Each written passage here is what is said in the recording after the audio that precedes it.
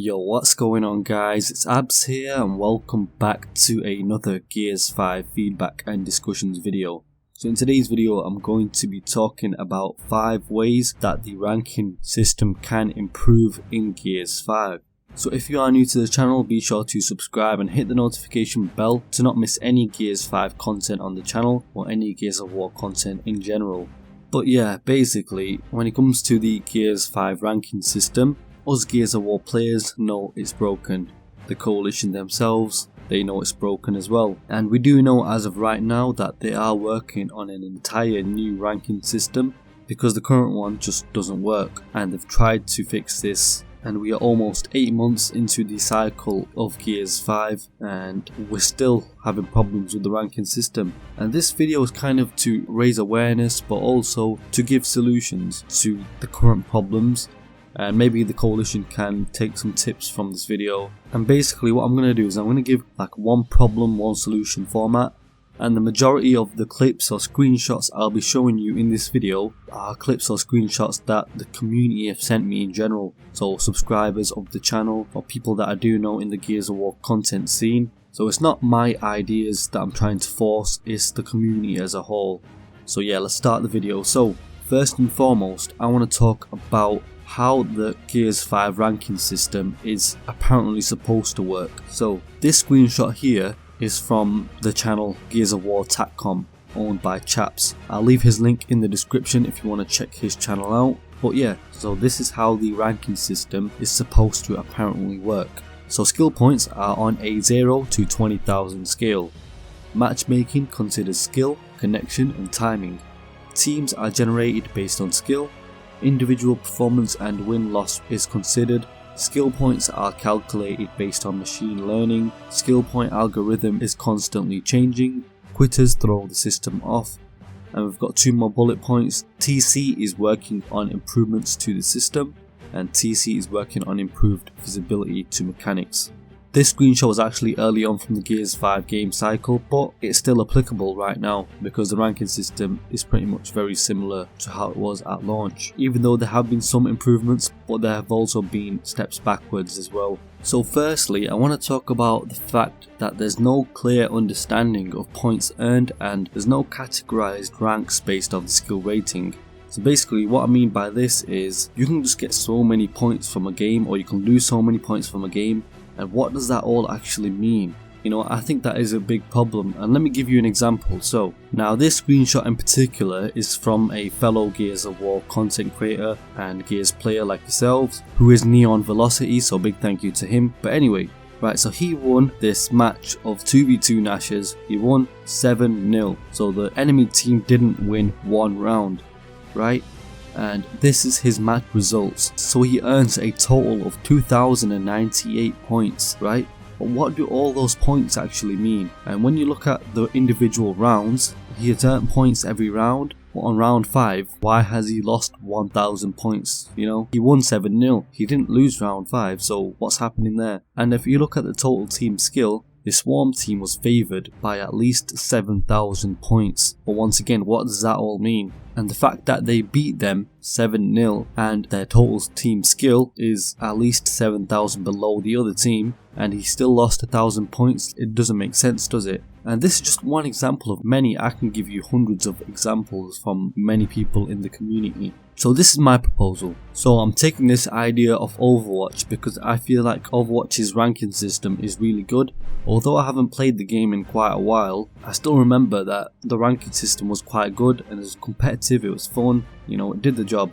So let's have a look. Let's look at the top left box first. So skill rating, 10 placement matches. Skill rating determined 1 to 5,000 points. Skill rating adjusts after each win or loss, right? Pretty simple. And this even shows up on the main menu, so it clears up any confusion that players might have. So look at all these ranks, right? And I don't think Gears should have this many ranks because the player base is a lot smaller, but let's just look at this for an example. So bronze, 1 to 1,499 skill rating. Silver, 1,500 to 1,999.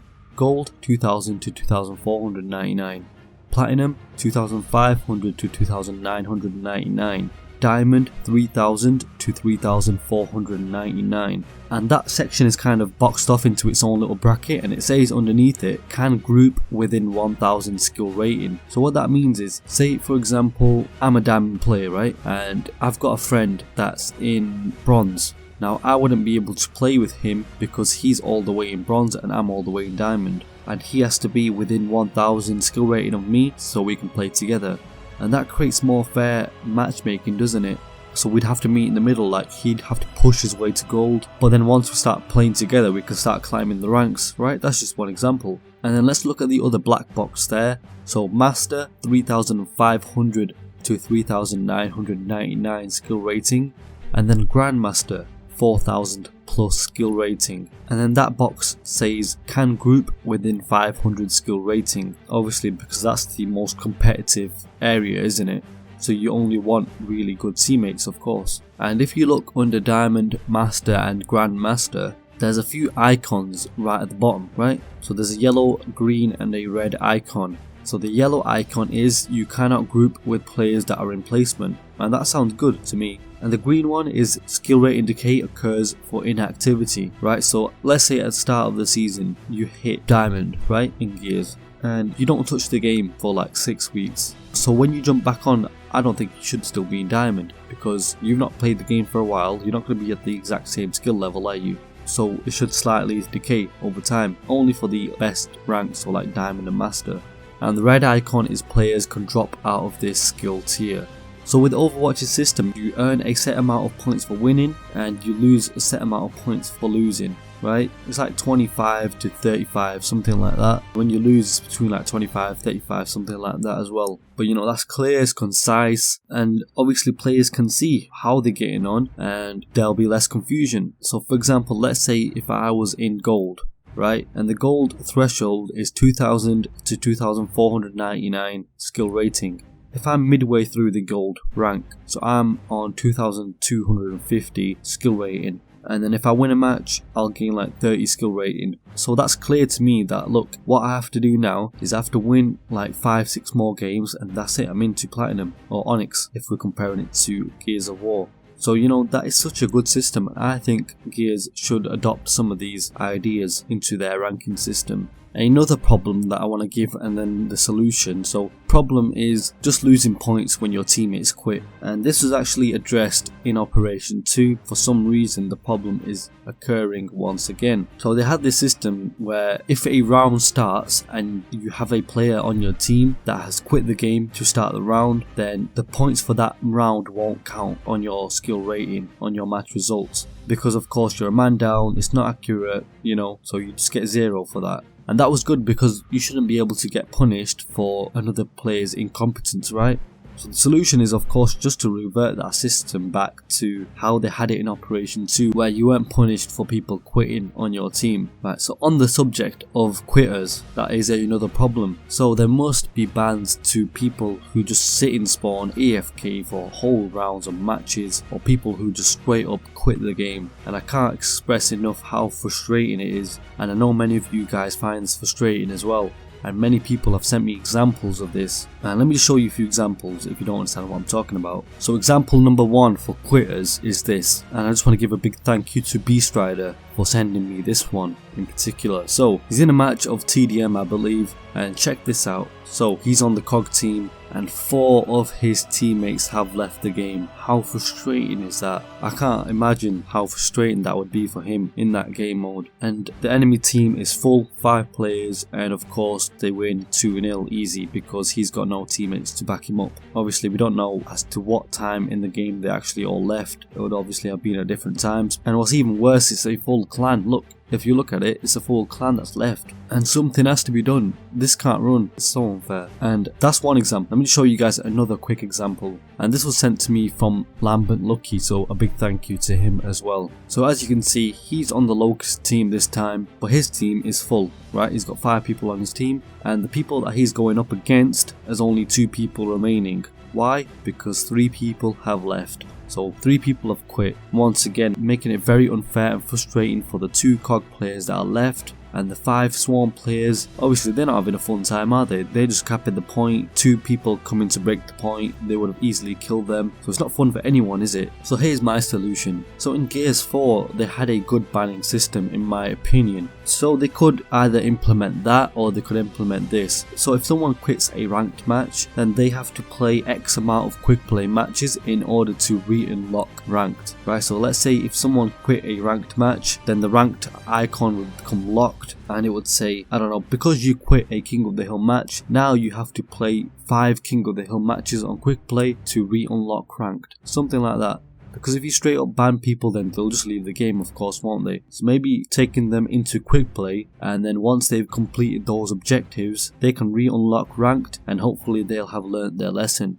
So you know, something like that as well could work. So the fourth thing that I want to talk about is that new players can only reach a level of 30 before accessing ranked. And although this was a good change by the coalition, I do still think it's a problem because it's very easy to become level 30, and people can become level 30 without even touching versus. You know, they can play hard or escape, reach level 30 and then just go straight into ranked without knowing anything about versus, right? And this also touches on matchmaking as well. So you could play a match and you'll know some of your teammates are probably like bronze or silver or gold and you're diamond, and it's very unfair on you and it's a bit unfair on them as well. But if they're bad players, it's not their fault, you know, it's the ranking system that's failing them, and that's what some people need to understand. You know, if they're not great at the game, it's not their fault. They might be new to the game, probably even coming up against people that are 2-3 times their skill level. So let me show you an example, and this was sent to me by Jota EU, another subscriber of the channel and another great Gears of War player. But check this out, King of the Hill on exhibit, and he has 104 eliminations, so he's got the MVP right there based off the score. And then after him on the scoreboard, look at his teammates, let that sink in for a second.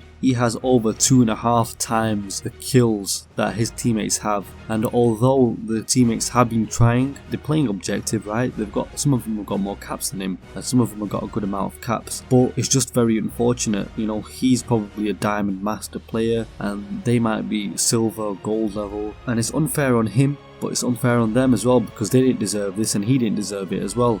And because of the unfair matchmaking, the COG team have ended up winning, and it's very unfair and it's frustrating for everyone involved. And for this I have 2 solutions. So the solution number 1 would be that to be able to unlock ranked, you should be at least level 50, or I'd say maybe level 75 to unlock ranked. And also you'll need to have played at least 5 matches of each quick play match type before unlocking ranked. So if new players have just played hard to reach the level threshold, then they must play a certain amount of quick play matches to unlock ranked to make sure that they somewhat know what's going on in a versus matchup. And then my second solution would be similar to Overwatch's system, where obviously you can only match up with certain people based off if their skill rating is within about 1000 or 500 within your skill rating. And obviously other factors come into that as well, such as connection and the time taken for a match, but hopefully with clear skill rating then these things can be worked around. And the last thing I want to talk about is that there's no surrender system in Gears 5's ranking system.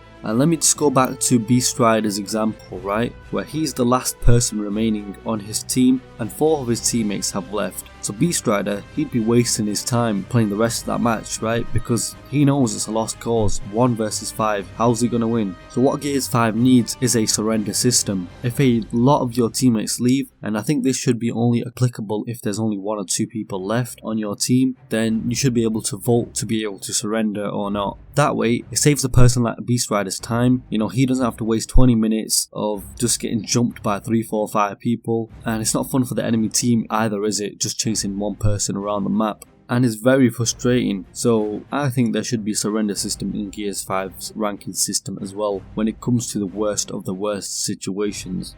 But yeah, there's 5 ways that the Gears 5 ranking system can be improved, and I do know that they are working on this ranking system, and let's just hope that they can make the necessary changes. As always, I do want the best for Gears 5 and Gears 5 multiplayer and Gears of War in general. That's why I wanted to make this video, and I do always want to give constructive feedback as well. So if you can drop a like on the video and share the video out there so we can get as many eyes on this feedback as possible, and we'll see if the coalition and take notice of this feedback. And comment down below what you think of my suggestions of improvement, and can you add to that? Let me know. And whether you agree or disagree to me, let me know in the comment section down below. I'd love to have a discussion. And subscribe if you're new to the channel. Hope you guys have a nice day, and I will catch you on the next one.